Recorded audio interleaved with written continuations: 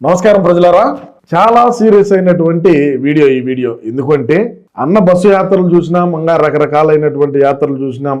పరామర్శకు పోతే మన కార్యకర్తనే కారు కింద వేసి తొక్కిచ్చేది చూసినాం, గులక రాయి చూసినాం, కోడి కత్తి చూసినాం, బాబాయ్ గొడ్డలి చూసినాం.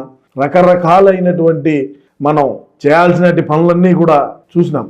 మనం 2019లో సరే ఏదో ఒక రకాన మనం ముఖ్యమంత్రిగా అయినాం. అన్న ముఖ్యమంత్రి అయిన తరువాత ఏ విధమైనటువంటి పాలన అందించినాడో రాష్ట్రంలో ఉండేటువంటి ప్రజానీకం అందరూ కూడా చూసినారు.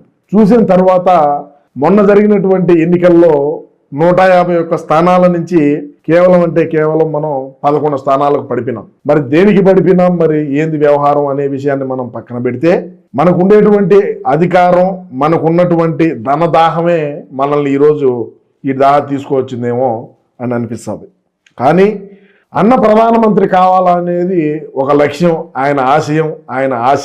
మన దేశానికే కాకుండా నేపాల్కైనా సరే ప్రధానమంత్రిని చేద్దామని చాలాసార్లు మనం చాలా వీడియోల్లో కూడా మాట్లాడుకోవడం జరిగింది, మాట్లాడుకున్నాం కూడా. కానీ ఆ దేశాల్లో కూడా మనం అన్నను ప్రధానమంత్రిని చేయలేనటువంటి పరిస్థితులు అయిపోయినాయి ఆడ. అందుకని చెప్పి ఒక ఆలోచన చేసిన నేను.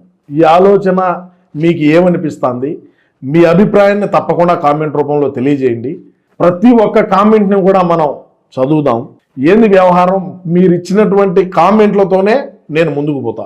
ఏంది వ్యవహారం అంటే, ఏంది విషయం అంటే, స్వామి నిత్యానంద ఎవరైతే ఉన్నారో, నిత్యానంద నవోదేవుడు దయచేసి చెప్తున్నా, స్వామి నిత్యానంద గారు కైలాస అనేటువంటి ఒక దేశం, మరి అది ఒక శిఖరమా ఒక పర్వతమా అనే విషయాన్ని పక్కన పెడితే, మీరు ఇక్కడికి రాండి కైలాసలో బ్రహ్మాండమైనటువంటి ఇది ఉంటుంది, మీరు ఎవరైనా రావచ్చు ఎవరైనా పోవచ్చు అని ఈ వీసాలు కూడా ఆయన ప్రవేశపెట్టినట్టు ఆయన ఇస్తున్నట్టుగా మనకు తెలుస్తా ఉన్నది.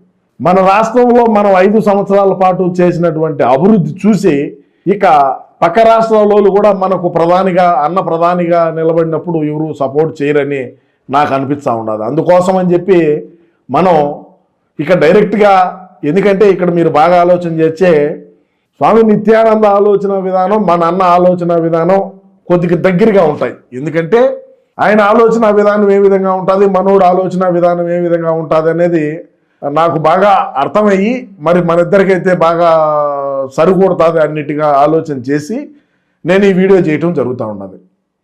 మీరు కనుక మీరు అన్నను కైలాసకు ప్రధానమంత్రిని చేద్దామని అంటే, మరి మన దగ్గర అక్కడ రన్వే ఉండదా, లేకంటే ఫ్లైట్లు దిగొచ్చా దిగలేవా, జిల్లాకు ఒక ఎయిర్పోర్ట్ ఉండదా లేదా, సరే జిల్లాకు ఒక మన పార్టీ ఆఫీస్ ఉండదా లేదా అనే విషయాలన్నీ పక్కన పెడితే, మనం ముందు